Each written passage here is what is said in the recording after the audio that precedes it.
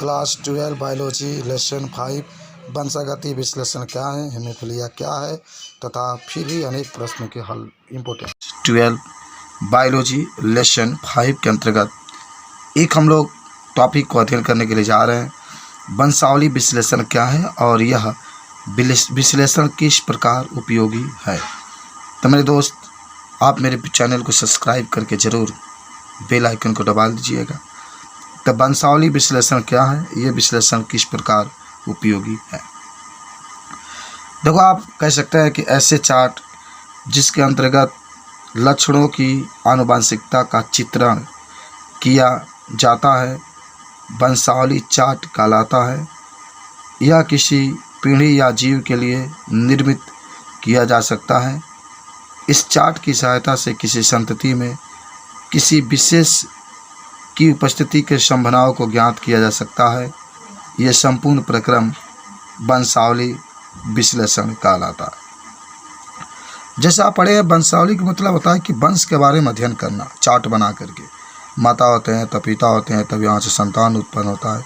फिर इस संतान का किसी न किसी के साथ निषेचन कराया जाता है और इस पूरी जो प्रक्रिया होती है उसी को हम लोग वंशावली विश्लेषण कहते हैं। इसके बाद से आपके पास आता है एक हेडिंग, वंशावली विश्लेषण के महत्व क्या है। तो इसमें 4-5 महत्व हैं। पहला आप कह सकते हैं कि अप्रभावी युग्म विकल्पी की संभावना की जानकारी के लिए जो संतति में थैलेसीमिया, हीमोफीलिया तथा बढ़ंता जैसे विकारों के कारक बनते हैं।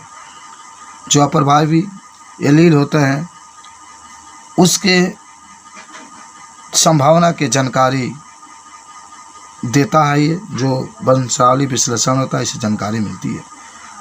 दूसरा कह सकते हैं कि वंशावली विश्लेषण द्वारा पूर्वजों में विशेषता या गुणों की उत्पत्ति का पता लगाया जा सकता है। यानी वंशावली विश्लेषण द्वारा पूर्वजों में विशेषता या गुणों की उत्पत्ति का पता लगाया जा सकता है, ये भी आप बता सकते हैं। तो ऐसा कह सकते हैं कि समान वंशीय तथा गोत्रीय लोगों के मध्य विवाहों की दुष्प्रभाव तथा लाभदायक पहलुओं की जानकारी भी प्राप्त की जा सकती है।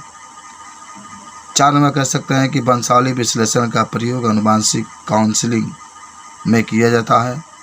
और आप 5वां कह सकते हैं कि इस विश्लेषण को चिकित्सा अनुसंधान में व्यापक रूप से प्रयोग किया जाता है।